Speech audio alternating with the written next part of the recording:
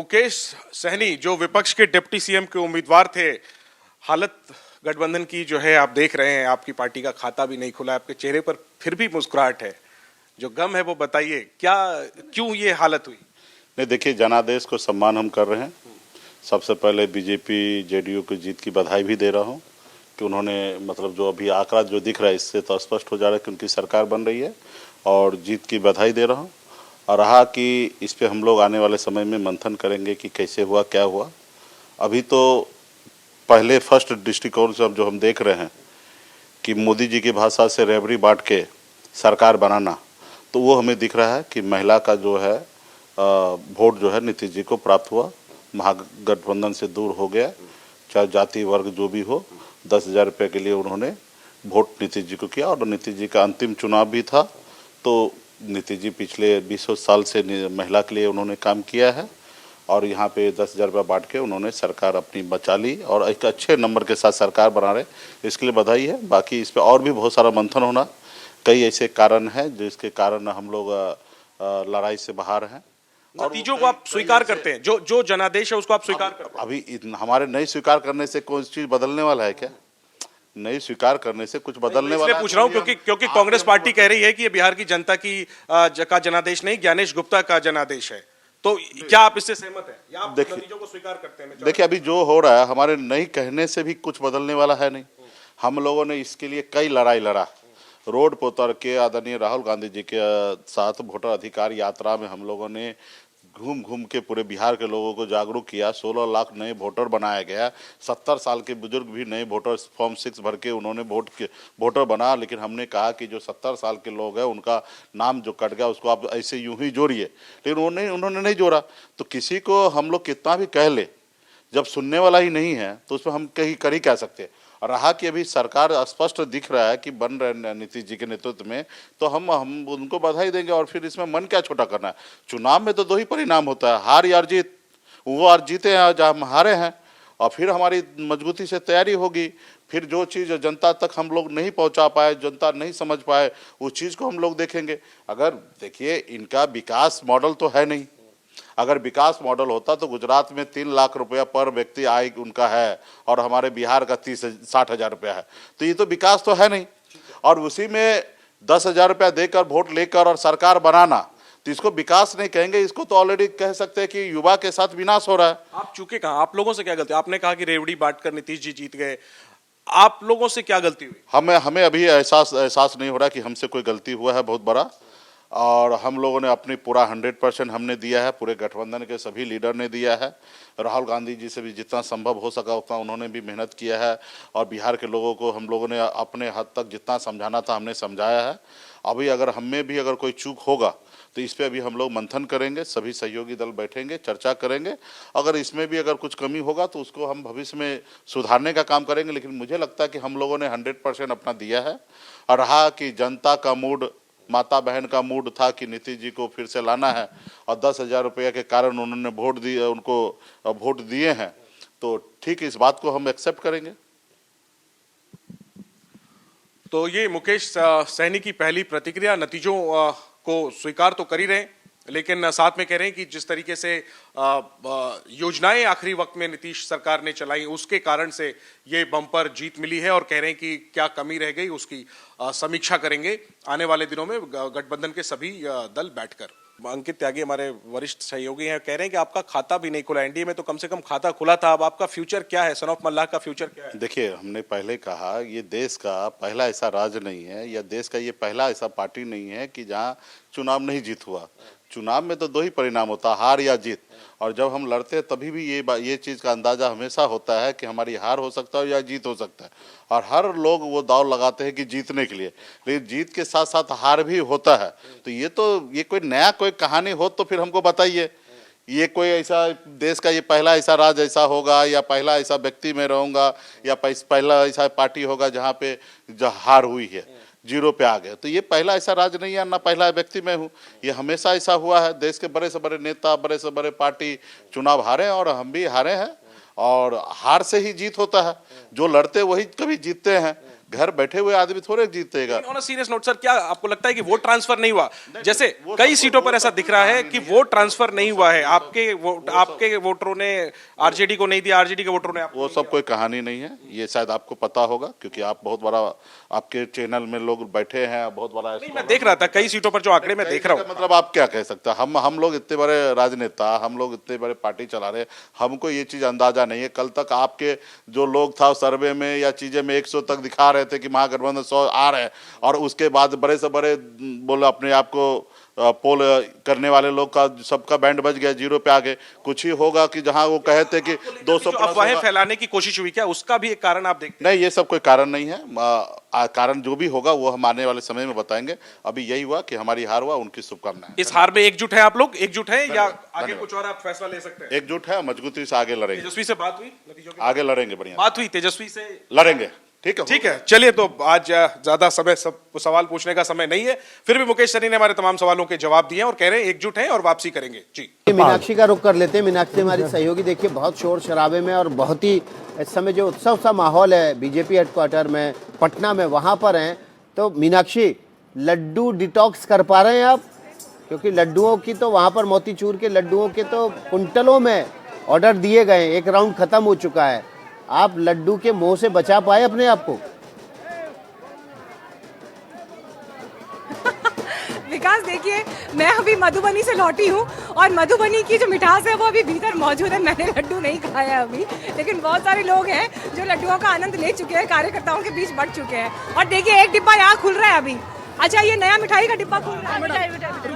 नहीं, तो जो लड्डू पहले फेज का बढ़ चुका है, दूसरा राउंड है जो कि देखिए जी विकास, आप इंतजार कर रहे थे लड्डू बंटने की तस्वीर का, लीजिए आपके लाइव तस्वीर हमने यहाँ बीजेपी दफ्तर से प्रस्तुत कर दी है। और देखिए ये उत्साह ना, जब बड़े नेता आएंगे उस समय भाषण होंगे, बड़ी बड़ी बातें भी होंगी, मंच से होंगी, कई फैक्टर्स गिनाए जाएंगे। लेकिन देखिए कार्यकर्ता जो है ना, ये डिजर्व करते हैं ये सेलिब्रेशन, क्योंकि बीते कई महीनों से जो ये जमीन पर जाकर काम करते हैं, बूथ पर पहुंचकर, घर घर पहुंचकर, डोर डोर कैंपेनिंग तक, तो इनके लिए आज की ये जीत जो है बड़े मायने रखती है। जरा दिखाइएगा उधर, पटाखों का भी शोर है।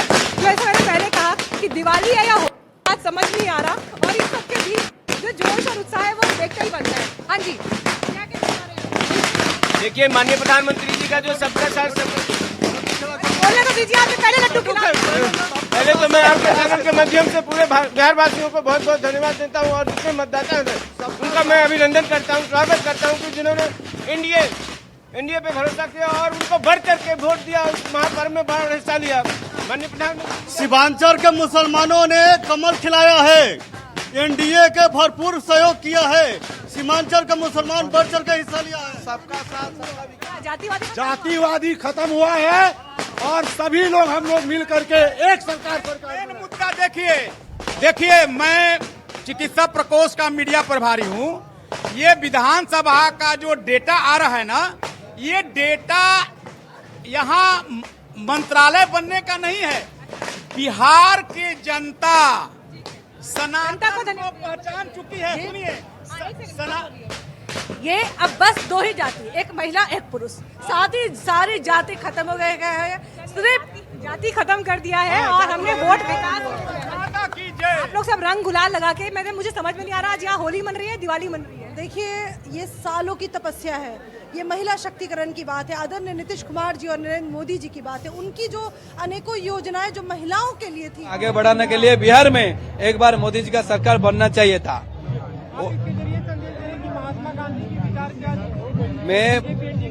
मैं प्रधानमंत्री नरेंद्र मोदी जी के लिए पूरा पैदल यात्रा करता हूँ। आज बिहार का जीत हुआ है, रफ्तार पकड़ लिया बिहार। अब की बार मोदी सरकार रफ्तार पकड़ लिया बिहार, अब की बार मोदी सरकार बना है। तो यहीं से मैं पैदल यात्रा करूंगा, पटना से दिल्ली जाके मोदी से मिलूंगा और पूरा बिहार वासियों की तरफ से उनको धन्यवाद दूंगा। और मोदी जी के साथ साथ अमित शाह जी को भी धन्यवाद देना चाहता हूँ, धर्मेंद्र प्रधान जी को धन्यवाद देना चाहता हूँ। उनका हार्डवर्किंग और पूरा कार्यकर्ता का हार्डवर्किंग से मोदी जी का सरकार बना है। जय बिहार, जय भारत। आपके पास आएंगे, हम उधर चलते हैं जहां सन्नाटा थोड़ा ज्यादा है। सौरभ कुमार जी हमारे साथ हैं जनस्वराज से। सौरभ जी, वो कहते हैं ना कि हम तो डूबे सनम तुमको भी ले डूबे, 2010 से बुरा आरजेडी का परफॉर्मेंस रहा, लेकिन आप जो कह रहे थे कि 25 सीटें अगर नीतीश कुमार लाए तो पॉलिटिक्स प्रशांत किशोर क्विट कर देंगे, आज क्या कहेंगे? या कुछ कहेंगे या कुछ कहने को बचा है?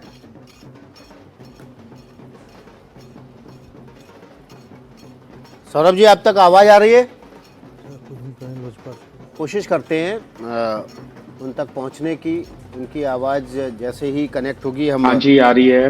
जी जी सौरभ जी, इतना दुखी मत होइए, चुनाव है, चलता रहता है, हर 5 साल में आता है। यूपीएससी का एग्जाम नहीं आ रही है सर। आज मुश्किल कार्य है, आज मुश्किल है, आवाज पहुंचना बहुत मुश्किल है आज। जनता की भी नहीं पहुंची लगता है। आवाज आ रही है तो सौरभ जी सवाल जवाब का सिलसिला शुरू करें। ठीक है, जनता भी चेक कर रही थी कि अभी इनको, तो हम भी एक बार चेक कर लेते हैं। तो मुझे लगता है कि ये उसी दिन चुनाव हार गए जिस दिन प्रशांत किशोर ने ये कह दिया कि वो चुनाव नहीं लड़ेंगे।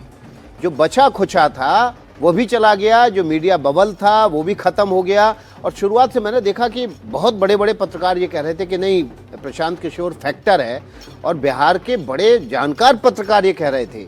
मैं भी बिहार घूम के आया और मैंने आते ही कहा था कि 3 से 4% अगर वोट शेयर भी आ जाए तो बहुत बड़ी बात होगी, सीट तो छोड़ ही दीजिए। और वही कुछ हो रहा है। पता नहीं कैसे इतनी हाइप दे दी थी प्रशांत किशोर को।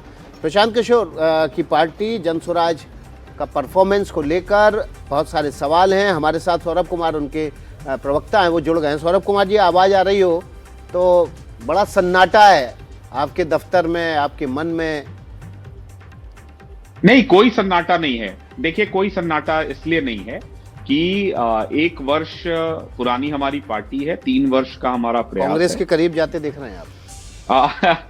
बिहार के मुद्दों पर जिन मुद्दों पर चुनाव लड़ा गया है वो बहुत प्रमुखता और बहुत प्रखरता के साथ जनसुराज और प्रशांत जी ने रखा। आज बहुत लंबे कालखंड के बाद बिहार का चुनाव इस प्रकार का हुआ है और 2 चीजें निकल कर आई। पहला, अच्छा है कि अब ये टर्म जंगल राज इसके बाद बिहार में शायद न रहे। जनता ने वो जनादेश दे दिया है इनको, शायद ये नेता विपक्ष के लायक भी न रहे। तो हम तो बिना विधायक, बिना सांसद के विपक्ष की भूमिका में थे ही। और दूसरा प्रमुख बात है कि लगभग 65 से 70% सीटें अभी तक जो हम लोगों ने देखा है वहां जनसुराज तीसरे नंबर पर है।